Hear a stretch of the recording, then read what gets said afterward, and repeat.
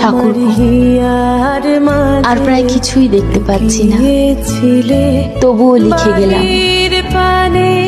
আমার মৃত্যুর জন্য কেউ দায়ী নন, দায়ী নন বাবা মশাই স্বয়ং দেবেন্দ্রনাথ ঠাকুর, যিনি জোর করে তোমার বিয়ে দিয়ে আমার কাছ থেকে কেড়ে নিলেন তোমাকে।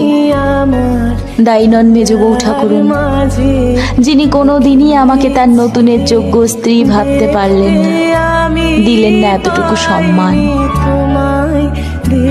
দায়ী নন আমার স্বামী জ্যোতিরিন্দ্রনাথ ঠাকুর, যার যোগবার পকেটে আমি পেলাম এক বিখ্যাত নটির প্রেমপত্র। দায়ী নও তুমিও রবি, তোমার জীবনে শুরু হলো নতুন খেলা। নতুনকে তো জায়গা ছেড়ে দিতেই হবে পুরাতনকে। তুমি তো লিখেছ, ঢাকো তবে ঢাকো মুখ,